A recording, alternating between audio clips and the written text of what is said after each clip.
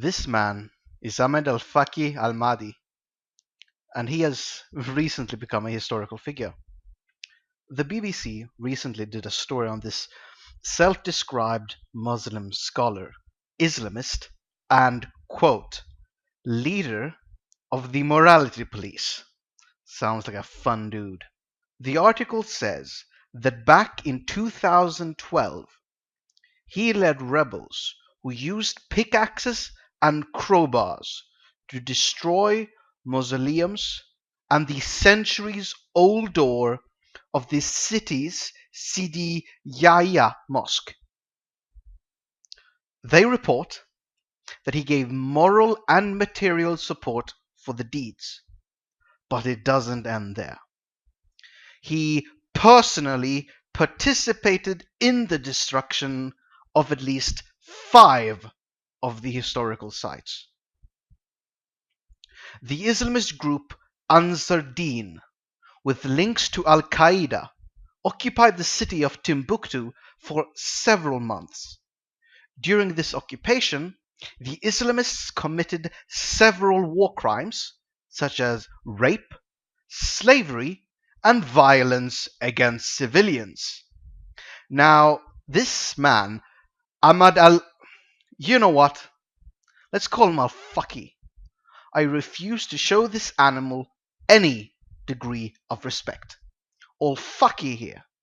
He mentioned earlier that he has many titles, but now he can add a new one. In an international criminal court, he has had the honor of becoming the first war criminal in history to be convicted on the grounds of cultural destruction.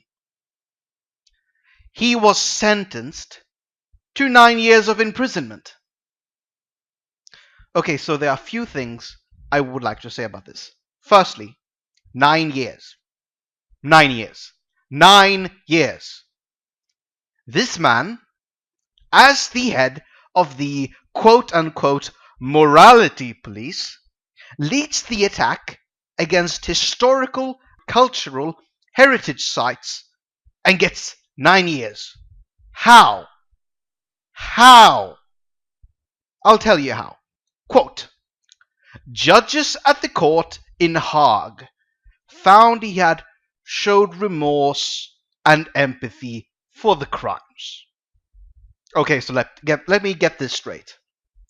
If you try to erase the cultural history of a people, as well as belonging to a terrorist group which rapes, enslaves, and kills civilians, you can get away with a slap on the wrist if you say you're sorry. Incredible. But, okay, let's hold our horses. So, there is some nuance. The article mentions unspecific mitigating factors. This line could be pure bullshit, but maybe, and I hope this is true, al-Faqi was given a lesser punishment in exchange for help for catching the rest of his group. This is just speculation, not fact, but if this was true, this would, to me, justify him getting this lesser punishment. Now, secondly, these sites and the people of Timbuktu are Muslims. So why would they target them? Well, you see, they're not the correct type of Muslim. The site was part of the old Timbuktu University from the 15th century, and it had scholars after whom many of the mosques there were named. The people of Timbuktu, they looked upon these scholars with reverence. There were some, you could say, saint-like beliefs surrounding them. So basically, the people, while praying to Allah, they would sometimes pray to these scholars, because they thought that the scholars had divine powers. So basically, you could say that the people were delving into paganism or idolatry.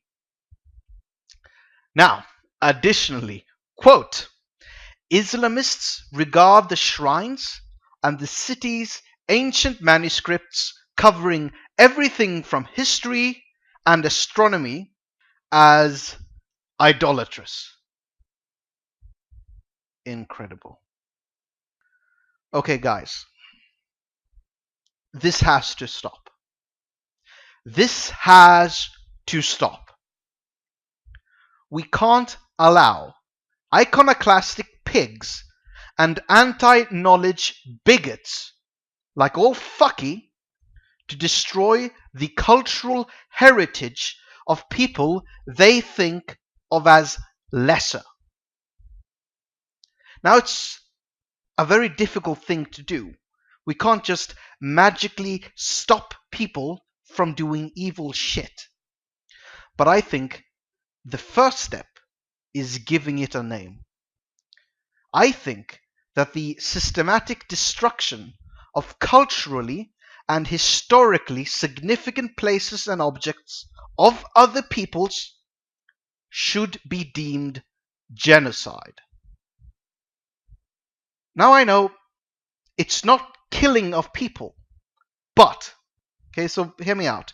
It is the act of erasing a people from our history books.